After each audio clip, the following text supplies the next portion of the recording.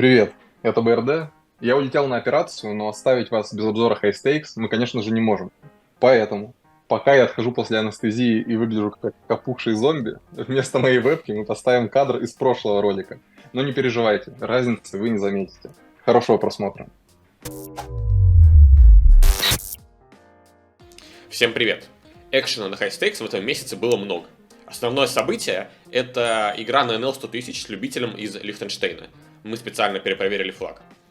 Он отыграл несколько сессий на NL 40 и на NL 100 тысяч, плюс играл дорогие МТТ. Баттон Кликер, герой наших предыдущих выпусков, показал мастер-класс по вскрытию блефов и оформил два самых крупных своих банка в онлайне, наверное, за всю жизнь, на 275 тысяч и на 400 тысяч. Стоит также отметить, что спортсмен из Лихтенштейна по-настоящему не боялся разгонять банк. Посмотрите на шикарный блеф в чат-поте, где если бы Кликер не доехал до топ-пары, я думаю, вскрыть ему было бы очень тяжело. Ну и также блеф на стекторе в отпоте. А насколько часто бывает такая игра? И какое количество рук играется за год на NL 100К и выше? Это довольно легко отследить по нашим выпускам. Мы записали их уже 9, и каждый раз обозревали эту игру, и так по ощущениям довольно редко. Даже если учесть игру на NL 80 тысяч с ЕЕЕ, ну может быть сессий 5-10 там за все время было. То есть получается, что дисперсия просто невероятная. Также стоит отметить, что вот, допустим, спортсмен из Лихтенштейна, он как бы сел на NL 100 тысяч с минимальной закупкой 40 и как бы раскрутился до 300. В основном за счет Линуса, у которого, кстати, этот месяц был очень неудачный.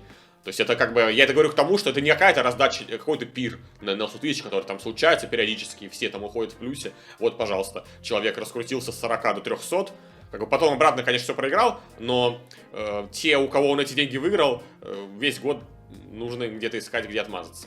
Поэтому за такую короткую дистанцию результат этих игр абсолютно случайный. И здесь Кликер очень круто вскрыл два блефа и победил. Но вот опять же, любитель играет агрессивно, не боится выгружать кучу денег. Ну что, у него не могло быть валета в первой раздаче, и Кликер бы оформил не два самых больших своих выигрыша в онлайне, а два самых больших проигрыша. Блафчкетч с валетами в 400 тысяч долларов в банке тоже, может быть, выглядит не так сложно, если видеть предыдущие раздачи. Но на практике, вот подумайте, неудачный кол и отмазываться несколько лет. Мы в основном говорим об игроках, которые оказываются по правильную сторону диспы, как, например, Барак, который очень много выиграл на очень дорогих лимитах. А есть ли на твоей памяти игроки, для которых шот был, наоборот, очень неудачным? И что в этом случае делать? Вот ты, например, пошел на NL 100К, проиграл там миллион, и как быть? Идти играть NL 10К или уже идти в бэкинг, замазываться до конца и только так исправлять карьеру? Потому что, несколько лет очень хороших перекрыть очень сложно. Ну вот, в общем-то, ты и перечислил два варианта. То есть у тебя есть возможность забыть это как страшный сон и попытаться как бы начать с нуля, перезагрузиться там на более низких лимитах, там, вернуться там на те же там 2000-5000. Либо можно пытаться искать бейкинг и продолжать играть в High Stakes, ждать и надеяться, что как бы удача вернется к тебе лицом. Лично мне больше импонирует первый вариант. На мой взгляд, все эти контракты с мейкапом в бейкинге это все очень скользкая дорожка, однажды попав на которую, потом очень тяжело выбраться. Тот же Трутейлер активно занимается бейкингом игроков на High Stakes и на Super High Stakes, в том числе и на турниры Тритона, и на кэш в онлайне. Однако, попав к нему на галеру, как показывает практика, выбраться оттуда уже не так просто. Мне здесь очень нравится подход Стефана, который никогда не продает долей и даже отказывается играть, допустим, там какие-то на NL 40 тысяч периодически регвары, аргументируя это тем, что потом более дешевые лимиты могут играть неинтересно. Если как бы ты хочешь играть с лучшими, ничего не мешает тебе делать это на NL 10 тысяч. Не обязательно играть там, на сверхдорого, чтобы проигравший оказался на помойке. Регвары на VPN все так же активно играются. В октябре было особенно много экшена. И мы решили сделать это постоянной рубрикой. Сейчас вы увидите на экране, как поменялась ситуация за прошедший месяц. Это итоговые результаты за год. Опять же, на большой дистанции, на мой взгляд, смотреть интересней. Видно, что Барак выиграл еще больше.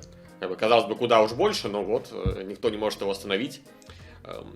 А у Таксхира, наоборот, месяц вышел, я бы сказал, очень неудачный. Я на самом деле все жду, когда мы будем подводить итоги года, потому что мне хочется спросить у тебя такой топ-10 паунд-фо-паунд игроков года, на твой взгляд. И вот если предположить, что мы берем сейчас, где бы Таксхир в этом топе расположился, на твой взгляд?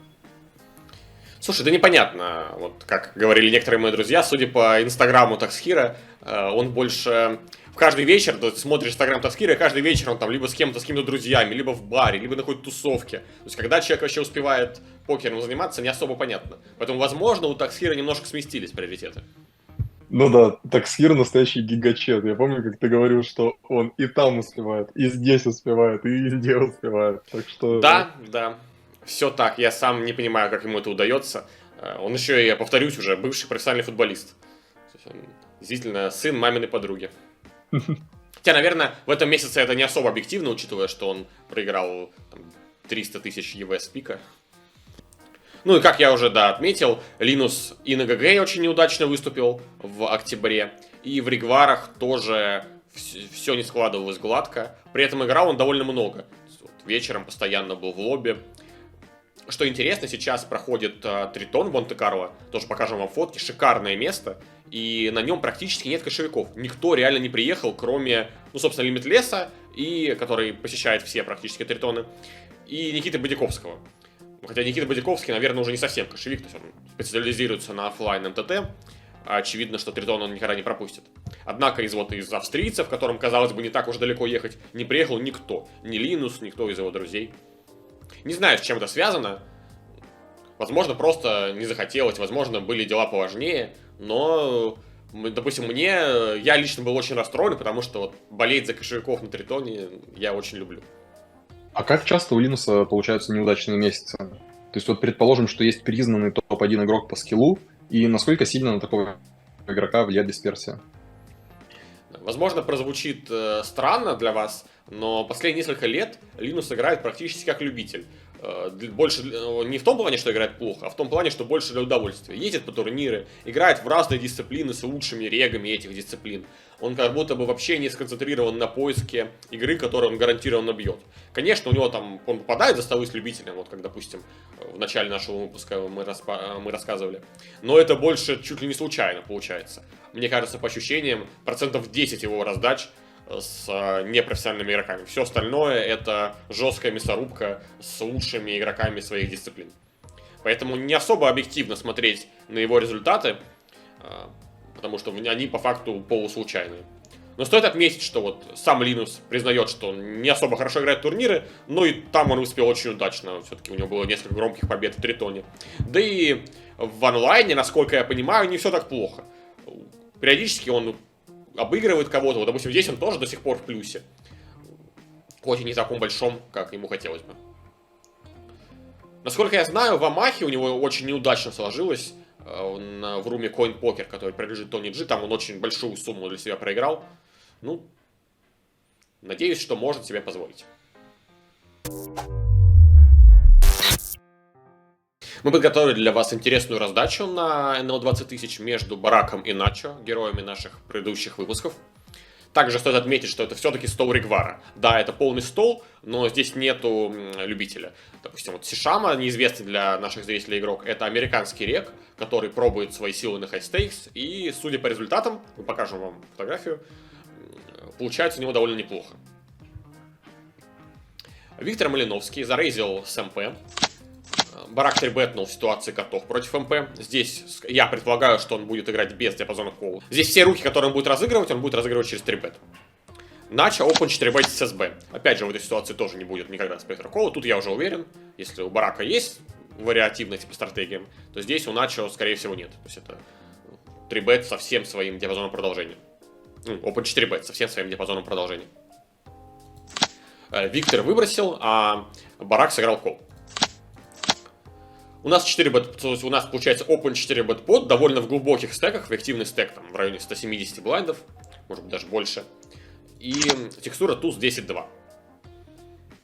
На самом деле, не скажу, что я сильно теоретически подкован, как правильно разложить эту текстуру, потому что в дипах появляются уже нюансы, у Котофа очень много туз-король в диапазоне, то есть на самом деле какого-то жесткого преимущества у СБ как будто бы уже и нет. То есть, опять же, у Котофа есть туз 10 сьютед, есть десятки, которые у СБ, если и есть, то совсем изредка. Поэтому здесь, возможно, играть здесь всегда через канбет будет плохой стратегией, учитывая дипстеки. Начо выбрал маленькую ставку. я предполагаю, ну, в этой ситуации, опять же, мы подсветим вам руку, у него туз-король. Туз-король, я думаю, это хорошая игра, в этом точно нет ничего плохого. Опять же, наша рука стоит довольно дорого. Уверенные 2-3 ставки, скорее всего, 2,5. Наверное, мы не особо будем рады, если соперник прям начнет выводить нас на стек, но на стек, скорее всего, нам сыграть придется. Барак отвечает колом. Здесь у него определенно должен быть спектр рейза. То есть я думаю, что какие-то комбинации, те же туз-король, те же там... Ну, сет, ну, даже и сет, я думаю, периодически барак будет здесь рейзить, даже несмотря на то, что он в позиции.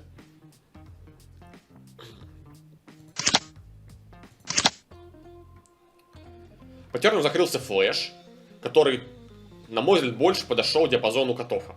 Объясню почему. Потому что, ну, просто у него значительно больше одномастных рук. У него есть в диапазоне коннекторы, которых точно нет у Начо. У него больше светового Бродвея. То есть, все-таки закрывшийся флэш всегда подходит сильнее колеру, как правило. И, ну, опять же, тоже, чем динамичнее текстура, тем больше оказывает влияние позиции. Соответственно, на месте Начо, туз-король я бы на месте Начо всегда сыграл чек. Начо тоже выбрал чек, но... Опять же, я не смотрел ГТО расчеты, но, возможно, здесь продолжать ставить тоже можно. Начо играет чек, и барак отвечает ставкой полпота. Ставкой полпота он уже репрезентирует довольно сильный value. То есть туз-король плюс, возможно, даже, ну, даже, наверное, строго туз-король плюс. Руки слабее, чем туз-король, вряд ли он может себе позволить так играть. И его блеф в этой ситуации это, скорее всего, карманные пары с червой. Я бы закладывал ему карманные пары с червой. Начнет ли он превращать в блеф, допустим, десятку, 10-9, валет 10, вопрос спорный. На самом деле, это, во-первых, это не обязательно делать. Во-вторых, этих комбинаций может быть, ну, не очень много префлопа. Они, ну, не обязательно колят 4-бет здесь всегда, с 10-9 и валет 10. То есть 4-бет был довольно крупного размера. То есть это не самый лучший коннектор. Какие-то 6-7 показывают гораздо лучшую реализацию. Ну, мы на месте Начо, туз-король обязаны закалировать здесь полпота, просто потому что в диапазоне value у Катофа тоже могут быть туз-король, плюс какие-то блефы в одну улицу мы можем понадеяться увидеть. Вот те же карманные пары с червой. Возможно, опять же, на флопе барак может играть кол с условными восьмерками с червой именно для того, чтобы заблефовать Начо дальше. То есть вот здесь он оказывает большое давление на валетов-королей, которые как бы у Начо очень часто по терну, ну, без червы всегда, естественно, моментально фолдят. Да и даже с червой ситуация не самая приятная. То есть вот здесь с валетами, с червовым валетом, ну, не уверен я, что это плюсовый кол, который всегда будет делаться. То есть даже вот карманную пару с червой мы здесь можем выбить. Начо играет кол.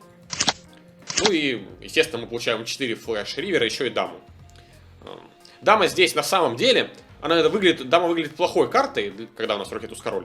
Но на самом деле у барака в диапазоне нет туз-дамы. Не думаю, что он будет так ее разыгрывать. Да и сет дам, доехавший, тоже очень маловероятен. Потому что, скорее всего, он сыграет иначе терн. Вряд ли он начнет дам без червы превращать в блеф. В это не особо верится. Ну, забегая вперед, естественно, мы получили all-in. Что же еще могло случиться? И вот здесь, как бы... ситуация выглядит интереснее, чем кажется. На самом деле, барак изображает довольно узкую часть диапазона. Он изображает короли с червой, изображает туз-король с червовым королем, ну и, естественно, стрит-флэш, король-валет. По факту больше флешей у него как будто бы и нет. И как бы я неспроста перечислил эти комбинации, мы их со своими туз-король очень неплохо блокируем. То есть мы блокируем и туз-король, и сет королей.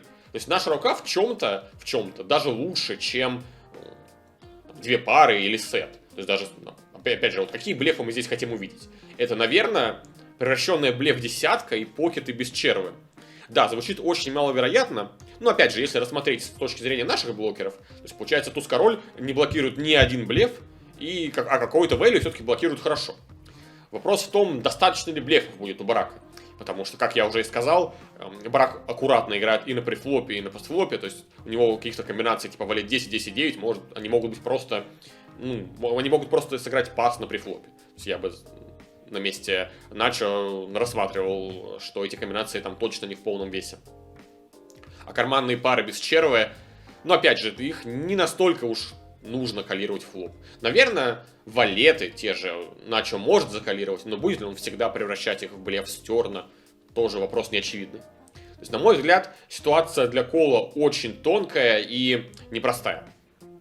Когда я смотрел первый раз эту раздачу, мне тоже сначала показалось, что кэчить страшно, но потом я начал додумывать, подумал действительно, что барак репит достаточно узкий диапазон, ну, вот что-то связанное с королем червовым, и разномастных комбинаций с королем не так много, но можно ли сыграть в мерч Валет X флеша здесь, на месте барака? Потому что как будто так многие могли сыграть.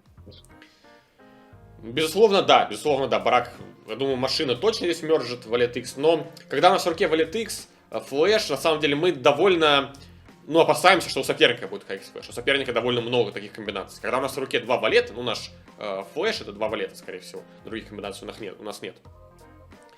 У соперника мы никак не блокируем его короли и туз-короли с червовым королем. А это очень много комбинаций. И можно просто убиться об них. Мы же не знаем, что соперник там будет скрывать нас без флеша. То есть мы, наверное, по дефолту такого, закладываем, но, не всегда все-таки это будет происходить. Поэтому я бы предположил, что барак не пушит на value валет high flash, если бы я сидел на месте Начо. Но, повторюсь, с моей точки зрения, у барака довольно мало десяток. Все-таки мы хотим здесь, что мы бьем вопрос. Всегда нужно задавать себе вопрос, что мы бьем. И здесь ответ это превращенная блеф десятка. Но будет ли их достаточно? Окей, мы блочим туз-король и короли, но все равно их остались эти комбинации. Даже несмотря на блокеры, у барака в диапазоне все равно где-то комбинации 8 value точно есть. То есть нам нужно где-то найти там 3,5 блефа. И найти это не так просто. То есть это нужно, чтобы десятка всегда калировала при флопе. Даже с учетом блокеров Начо, у барака все равно где-то комбинации 8 value точно наберется. Соответственно, при таких шансах банка мы должны там видеть где-то 3, может быть, желательно даже побольше, чтобы еще в плюс ЕВ колить. Где-то 3-3,5 блефа мы должны находить. И если не закладывать много 10х, а я, допустим, лично, я бы их много не закладывал. Плюс, не всегда же они превращают в блеф по терну. Тоже барак может отложить блеф на ривер. То есть он может сыграть чек терн и иногда превратить блеф по подходящим ривер. На самом деле ситуация для кола очень сложная, но Начо нашел этот кол, и мало того, что нашел, он еще и победил. Как знают тоже зрители нашей рубрики, победить у топ-виннера всех румов, всех лимитов очень непросто. Обычно он показывает тебе именно то value, даже которое ты блокировал. Да, это точно. Но с другой стороны, блефовать против Начо, как будто это не самая хорошая идея, потому что Начо это один из самых отважных игроков, которых я только видел на High Stakes. А кого из игроков High Stakes, помимо Начо, на твой взгляд, очень сложно выбить из банка? На мой взгляд, эта раздача не особо показательна. Все-таки Начо сейчас, у него огромный наигрыш, он умеет делать тонкие фолды, просто он посчитал, что эта ситуация, хорошая ситуация для блефа. То есть он посчитал, что на ривере барак всегда доблефует все свои блефы. Тут вопрос скорее не в том, и с этим, кстати, в моем анализе я тоже не спорю. Барак, безусловно, всегда доблефует здесь на ривере блефы. Вопрос в том, хватит ли их изначально. То есть тут скорее вот этот вопрос себе надо задавать. Поэтому я не совсем согласен с оценкой, что Начо там как-то фиг выпьешь его из банка. Нет, это все-таки не так. Да, безусловно, игроки на High Stakes можно, наверное, как-то разделить их по тем, кто специализируется на тонких фолдах, и тех, кто тонкие фолды не делает вообще. То есть, наверное, из тех, кто тонкие фолды не делает вообще, это в первую очередь, наверное, такие более ГТО-ориентированные игроки, типа Линуса, которые там стараются везде там какую-то нужную частоту защищаться. А если оверфолдить, то совсем чуть-чуть. А из игроков, которые умеют делать тонкие фолды, наверное, в первую очередь это Мунистар, Сергей Никифоров и Таксхир, на мой взгляд. Вот эти два игрока могут очень, находить очень тонкие пасы и в некоторых ситуациях вообще там никогда тебя не вскрывать, где у тебя блефа недостаточно. И лично мне с вторыми играть гораздо тяжелее. Потому что если, допустим, ваша игра строится от правильного розыгрыша value, а ваш соперник умеет делать тонкие фолды, для вас это катастрофа. Получается, что вашу сильную сторону правильный розыгрыш value максимально контрят. Также мне очень понравилась раздача между Начо и Линусом, тоже прошедшая в октябре. Начо открыл с ССБ, получил кол от Линуса. На текстуре 4.2.9 он выбрал плотный сайтинг N-Bet, 3/4 банка. Это не совсем стандартная стратегия. Можно сказать, что выглядит просто, на досках, на текстурах, где большое преимущество в верпарах, ставим побольше. Ну, до недавнего времени, на самом деле, мало кто использовал такие связки сайтингов. Обычно все играли через мелкие ставки, СБ против ББ. Ну и на большой бет от Начо Линус ответил рейзом. Опять же, для интереса будем разбирать раздачу со стороны Начо. У него здесь карманные валеты. Мы вам их нарисуем, чтобы у вас было видно. На большой сайзинг от Начо Линус отвечает рейзом. Ну, рейзом здесь Линус репрезентирует сильное value, наверное, начиная с туз 9, на мой взгляд. Может быть, хорошую девятку с бэкдором тоже можно сыграть через рейз. Но на самом деле, когда СБ ставит плотную ставку, много рейзить мы особо не хотим. Ну и, безусловно, какую-то часть своих дро мы тоже себе можем позволить сыграть через рейз. Начо играет через 3-бет терна, и это здесь хорошая игра. Если на ББ мы много рейзить не хотим, потому что в позиции мы хотим, ну, в каком-то смысле под контролем, сохранять размер банка комфортного для нас размера и разгонять в тех ситуациях, где мы получим преимущество в диапазоне, то без позиции, то есть у Начо уже как бы точка отсчета другая, он рейз уже получил, то есть в банке мертвых денег уже много, он без позиции, и если у него, допустим, с комбинациями типа там, дам, валетов, ну, как раз таки у Начо валеты, достаточно value для 3-бета, то есть он достаточно часто впереди, это будет очень хорошей игрой. Мы сократим размер банка, что без позиции всегда хорошо. Мы заберем, ну, как правило, если Линус рейзил девятку, он уже ее не выбросит. Как минимум на флопе. То есть мы соберем экстра value с девятки. Ну, в каком-то смысле мы еще провлюбетим дро, сильные дроу Линуса. Опять же, что мы так можем блефовать, то в первую очередь это руки, которые уязвимы к агрессии от Линуса по терну. Это вот какие-то гадшоты. В первую очередь, наверное, гадшоты. Потому что вот с условными рукой типа 5-6 очень не хочется закалировать рейс и выбросить на ставку терну. А если мы сами их как бы сыграем агрессивно, то мы, скорее всего, ну, реализуем свое открытие лучше в агрессивной линии. Линус играет кол. В этой ситуации ренджи на самом деле довольно хорошо понятны. Думаю, что Линус довольно четко понимает диапазон Начо. То есть его диапазон выглядит как оверпары, немножко гадшотов, ну и может быть какие-то вот хорошие руки с бэкдорами, может быть какая-то двойка, типа там туз 2, король 2, может быть что-то такое. То есть диапазон, в этой ситуации диапазон Начо гораздо понятнее, чем диапазон Линуса. Все-таки у Линуса диапазон гораздо шире. Не особо понятно, с какой частотой там какие дро будут. Вот какой процент диапазона Линуса составляют ОСД, какой процент составляют топ-пары. На все эти вопросы как бы Начо нужно искать ответы и предполагать. А вот диапазон Начо, ну, все-таки более понятен. Ну, я рассуждаю со своей точки зрения. Но это не так страшно, потому что в банке уже как бы 14 тысяч долларов, у Линуса в стеке 16 800. И когда у нас валеты в этой ситуации, доля банка у нас огромная. То есть мы не особо боимся, что нас в эквити как-то сильно сожгут. То есть многие терны мы чуть ли не... Ну, алын, наверное, мы играть не будем, но мы можем продолжать ставить и играть на стек.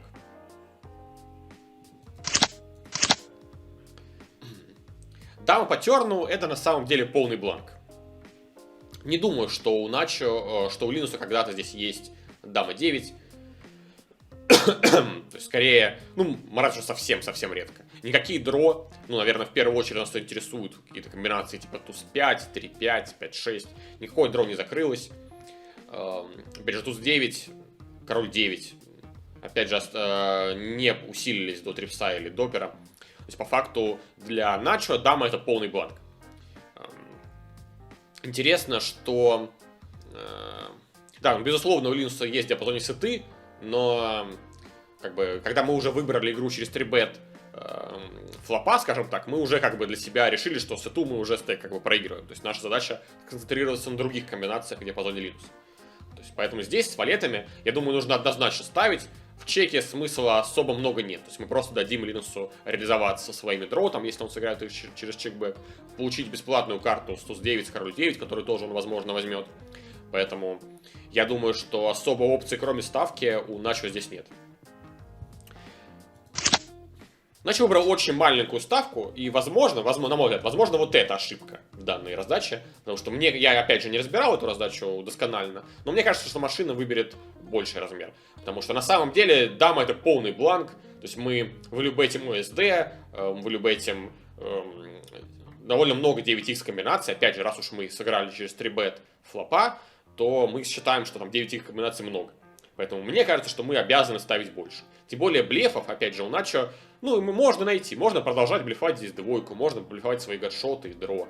Если мы там какие-то хорошие бэкдоры рейзили, они тоже у нас неплохо усилились. Там, если бы, допустим, мы там какие-то валет 10 бубей играли через 3-бет, здесь у нас вообще супер монстр дро.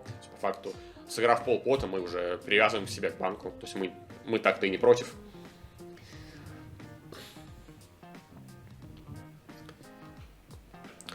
Линус играет кол. И, естественно, король на ривере. В каком-то смысле король на ривере это тоже бланковая карта, хоть две комбинации король 9 и доехали. Но раздача этого легче не стала. То есть все равно, то есть вот мы дошли до ривера, девятка, пуш ривер уже не факт, что нам оплачивает. Хотя, возможно, все-таки туз 9, какие-то 9х будут нас скрывать. Но что нам делать, на самом деле, не особо понятно с валетами. Потому что вот вроде бы у нас какая-то доля банка есть, возможно, даже большая. Мы все еще бьем USD 3.5, все еще бьем какие-то гадшоты, все еще бьем какие-то девятки. Но что делать особо непонятно. Если мы чекнем, будет ли достаточно часто девятка превращаться в блеф, непонятно. Скорее нет, просто возьмет ШД. Если мы запушим, будет ли у нас блеф кечить, когда у него в диапазоне много сетов есть, да и какие доезды все-таки тоже есть, дама 9, король 9, что там достаточно ли вот этих блеф кетчей с девяткой мы получим. Скорее всего, тоже нет. То есть, если бы мы сыграли через больший сайзинг терна, раздача, наверное, прошла бы полегче. Мы уже могли бы запушить просто за мертвые деньги, и просто потому, что там мало комбинаций, которые нас бьют. Просто из-за соотношения стеков к банку мы могли уже сделать такой вот супер тонкий value push в туз 9. Строго в туз 9, изображая блефы, те же гадшоты, там 5-6, туз 3, туз 5. Заставили бы нашего соперника играть в угадайку. А теперь как бы ситуация стала гораздо тяжелее. Что делать сейчас, определенно непонятно. Начо выбрал чек. Естественно, получил пуш на свой чек. И это самая для нас плохая ситуация. Все руки сильнее нас всегда влюбетит, а это как бы сеты и доезды доперов. Да, как я и сказал, их мало, но они все-таки есть. Девятка в блеф никогда не превращает. Ну, как я это, допустим, вижу. То есть все, что мы надеемся сейчас увидеть, это вот 3-5 и туз 5. Причем, что 3-5 и туз 5, опять же, настолько ли много этой комбинации? Скорее всего, нет. Шансы банка довольно плохие. Мне не кажется, что здесь Начо выиграть достаточно. В общем, раздача получилась очень тяжелой, очень тонкой. Здесь нужно очень правильно вести диапазоны, правильно в своей голове распределить вес. Как часто там дроу, как часто там соло-плей сетов. И если как бы играть эту раздачу логично, то есть если мы считаем, что сетов там в целом не так много, а 9х в рейзе много, то есть мы поэтому выбрали 3-бет, поэтому хотим вносить дальше деньги, мне кажется, что мы должны были больше денег вносить по терну. А получилось, что как будто бы уже и чек-пас мы должны играть ривер, потому что мне кажется, что именно чистых блефов будет недостаточно. А от девятки я превращения блеф не жду. Начо нашел этот кол на ривере, он посчитал, что своим небольшой ставкой терна он заставляет все гадшоты играть кол, и гадшоты всегда блефуют ривер.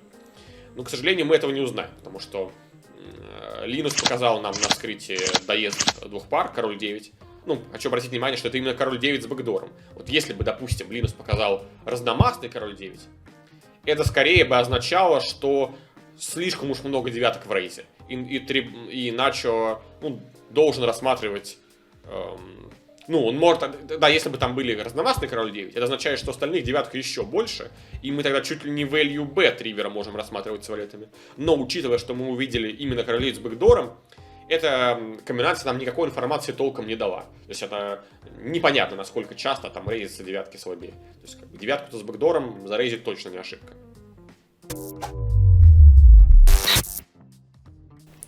Также из интересного экшена на хайстекс этого месяца это появление бразильца Best Day Ever. Его ник на PokerStars Mindbreaker. Я с ним тоже немножко наиграл и могу сказать, что человек сразу показал, что врывается жестко. Уже там буквально в первой сессии с ним он выставил на префлопе король-даму сьютед через 4-бет кол. То есть не сам запушил на 4-бет, а 4-бетнул и вколил пуш. То есть уже как бы сразу показал, что игра пойдет жесткая. Я поначалу думал, что это вообще игрок-любитель, но вы можете увидеть его результаты, и мы покажем вам опять же скрин, и по факту человек разорвал. Поэтому кто тут еще любитель, непонятно. Да, по факту он плохо выступил на низких лимитах и просто удачно выступил на NL 100 тысяч, но все равно, как бы, вот, смотришь на эти линии и не уверен, что это человек-любитель. Best Ever использовал так называемую лесенку. Это когда ты начинаешь играть с кем-то на NL 5000, если как бы игра не идет, повышаешь до 10, если и как бы так дальше, и в итоге чуть ли не до 100 доходил. То есть в основном он любил играть хедзап, но и от 3 максов, 5 максов не отказывался. Да, это что называется база. Я как большой фанат Сани Лаканти Киллера уважаю этот выбор. Да, классическая лесенка. И вот здесь, допустим, мы можем увидеть интересный скрин, где он выиграл 100 тысяч, даже 200 тысяч долларов в банк как раз таки у Баттон Кликера на самом высоком лимите. То есть это финальный этап лесенки. Если бы тут ему не сложилось, уже как бы дело было бы плохо. Но он победил, и, соответственно, месяц у него в плюсе. Также он сыграл довольно красивую раздачу с тем же Баттон Кликером на NL 40 тысяч. То есть тоже оцените. Опять же повторюсь, это не любитель, то есть это, я думаю, это турнирный игрок, либо какой-то, олдскульный кэш-игрок. То есть мне сложно оценить, я не так много с ним сыграл. Но это однозначно человек, который разбирается в покере. То есть хедзап он играет супер агрессивно, с огромным ВСФ, то есть борется за каждый банк. И вот эта раздача с двойками, опять же, то есть мы демонстрируем на экране, на мой взгляд, очень красиво. То есть это такой вот классический кол 4 бета. И как говорил Дурдом в своем телеграм-канале, низкие карманные пары созданы для того, чтобы блефовать их в ситуациях типа таких. А чем такие игры отличаются от обычных? То есть, очевидно, играет не какой-то любитель, играет рек, скорее всего, другой дисциплины, да еще и очень агрессивный. Насколько это вообще выгодно? Вопрос выгоды понятие растяжимое. То есть никогда непонятно, в каком, допустим, психическом состоянии находится человек. Может, у него, как бы он в жестком тильте пошел отмазываться, и тогда он будет играть с большим лузрейтом. Либо там, если он хочет играть серьезно и хочет там максимально побороться, тогда, скорее всего, на том же ГГ рейк вряд ли побьется. Я могу по своему опыту отметить, что часто такая игра скатывается в какую-то жесткую агонию, когда очень сильно разгоняется префлоп, когда очень много блефов на стек. И очень важно как бы держать руку на пульсе, то есть очень чувствовать, когда это прекратится. Потому что вот у меня лично часто бывало, что вот вы играете какой-то там полурегвар с регом другой дисциплины, игра нереально раскачанная, потом садится обычный любитель, игра резко успокаивается, а ты еще не успел перестроиться, и как принято выставляешь там восьмерки котов против Баттона на 100 ББ, смотришь на тузы и идешь отдыхать.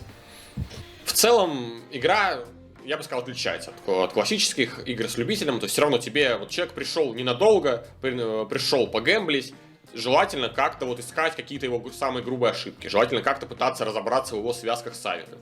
И, возможно, по каким-то паттернам довольно четко понять, что они изображают, а что у них там, и где у них как бы будет логическая ошибка. То есть таких игроков обычно легко ловить на логических ошибках. То есть они могут запутаться в своей собственной линии. Там, на одной улице избирать одно, на другой другое. То есть условного Линуса ты в такую ситуацию никогда не поймаешь. А когда тебе будет казаться, что вот ты его в такую ситуацию поймал, там всегда будет защищенный диапазон, и, скорее всего, на нацию ты и посмотришь. А с регами других дисциплин такое случается часто. Месяц получился очень плотным по результатам. На первое место претендовали чуть ли не 6, наверное, даже игроков. Кстати, среди них как раз таки был бразилец, про которого мы рассказывали, которому очень удачно сложилось на финальной стадии его лесенки, назовем это так. Поздравляем Генри Баттон Кликера с первым местом.